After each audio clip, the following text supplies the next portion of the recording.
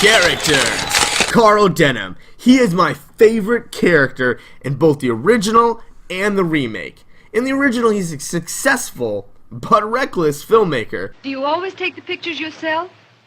Ever since the trip I made to Africa, I don't got a swell picture of a charging rhino, but the cameraman got scared. That darn fool, I was right there with a rifle. He has a professional air about him, and he has a way with people, and he'll do anything to get the shot. Boy, if I could only get a picture before they see us.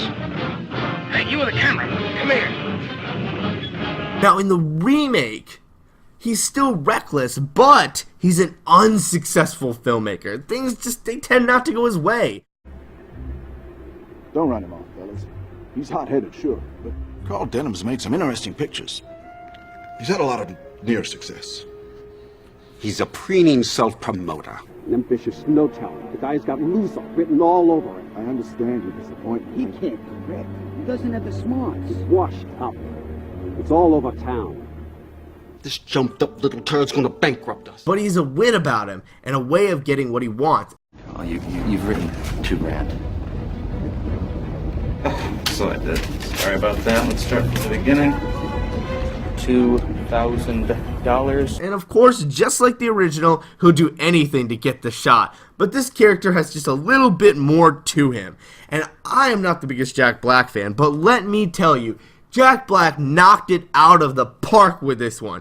He is my favorite character in the film, and I wish he would do more roles like this. Oh my goodness, I can't say enough about this.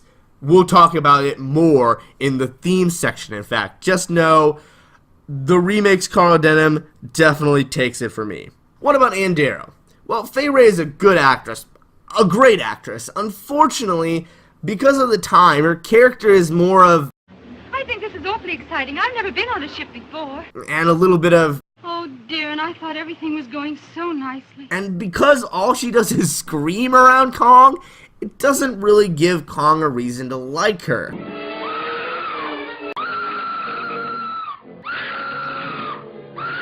Besides the fact she's a white blonde. I mean, brunettes obviously aren't his type. This must be some kind of joke. If you think you're my type, and I'm my type. Poof, you're gone in a cloud of smoke.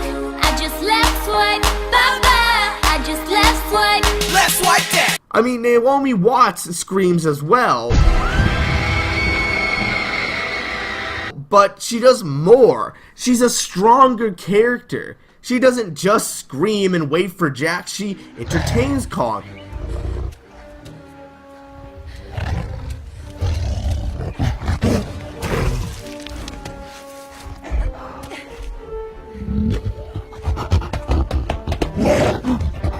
She stands up to him.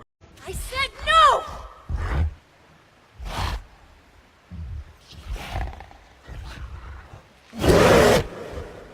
That's all there is. There isn't any more. She forms a friendship with him. Also, the fact that anything good and beautiful gets torn away from her makes Carl's capture of Kong and the military killing him even more impactful. Gotta say, Naomi Watts' version of Anne really takes the cake for me. And sure enough, against her better judgment, She falls in love, yes. but she doesn't trust it. She's not even sure if she believes in love. Really? If she loves someone, it's doomed. Why is that? Good things never last, Mr. Denham. So, Jack Driscoll. Okay, this is possibly the biggest change between the remake and the original. In the original, Jack Driscoll is the first mate. He's a typical action hero. He hates dames so much that his pickup line is, I guess I love you. Why, Jack, you hate women. Yeah, I know. But you aren't women. and that's pretty much all there is to him. You're all right, but women just can't help being a bother. Made that way, I guess. Now, in the remake, Jack is a screenwriter and has much better pickup lines. I'm writing it for you. Why would you do that? Why would I write a play for you? Yes. Isn't it obvious? to me?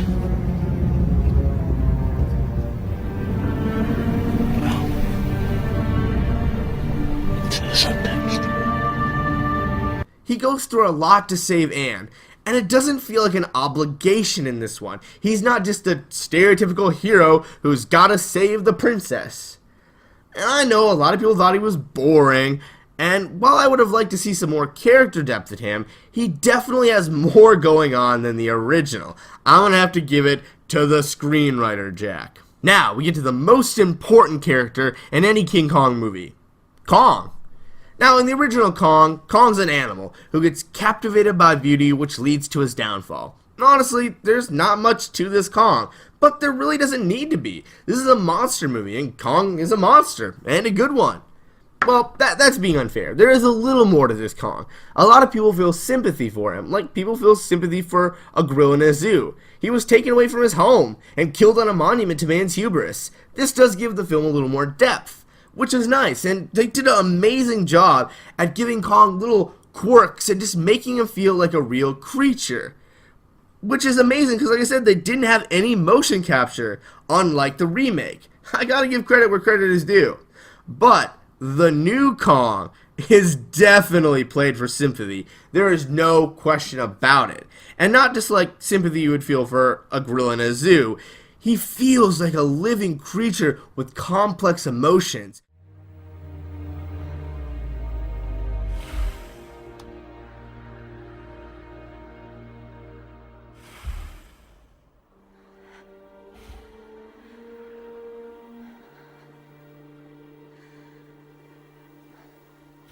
Beautiful.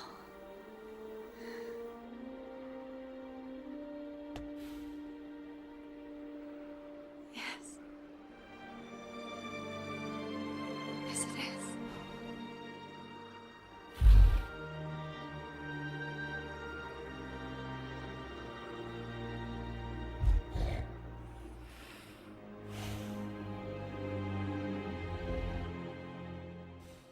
And that's all thanks to Andy Serkis' motion capture performance. You can really feel for this creature who others see as a monster. He's the last of his kind, and he's lonely. He represents all that is wild and beautiful, which just gives his film a whole nother level of depth. As far as Kongs go, the new Kong is king in my book.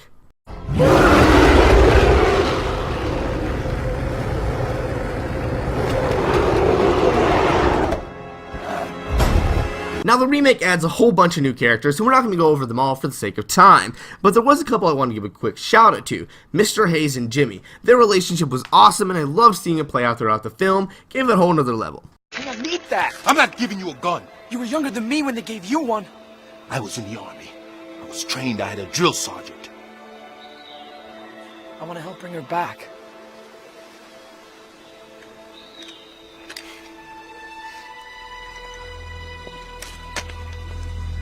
Don't make me regret it. And Lumpy. Come on, it's Andy Serkis. What can't this guy do? He's Kong, he's the cook, he's Kong, he's the cook. What can't he make good? When I cast away, he spoke of a creature. Neither beast nor man. There's something monstrous living behind that wall. A lion or a tiger? A man-eater. That's how all these stories start. What else did he say? Nothing. We found him the next morning, he'd stuck a knife through his heart. There's one character I did want to zoom into. Bruce Baxter. It's really interesting to talk about this guy, and the reason I say this is because he's basically 1933 Jack Driscoll ripped out of that movie and put into this one. His name is similar to the original actor who played Driscoll in the original, Bruce Cabot. Bruce Baxter. He's a star of Denham's picture in the remake movie. He plays the star. I know, it gets confusing. But the guy is all macho. He plays the hero role in all of his movies. But he's not the real hero. Englehorn sails in 9 hours. So? We gotta find Miss Darrow. Hey, did you hear me? We're gonna be stranded here. Miss Darrow was a great gal. No question. She was a wonderful person. It's a terrible loss, and we're all gonna miss her. I always knew you were nothing like the tough guy you play on screen. I just never figured you for a coward. Hey, pal. Hey, wake up. Heroes don't look like me, not in the real world. In the real world, they got bad teeth, a bald spot, and a beer gut. I'm just an actor with a gun who's lost his motivation. Be seeing you. He's basically a commentary on the typical hero trope in the original movie and how ridiculous it is.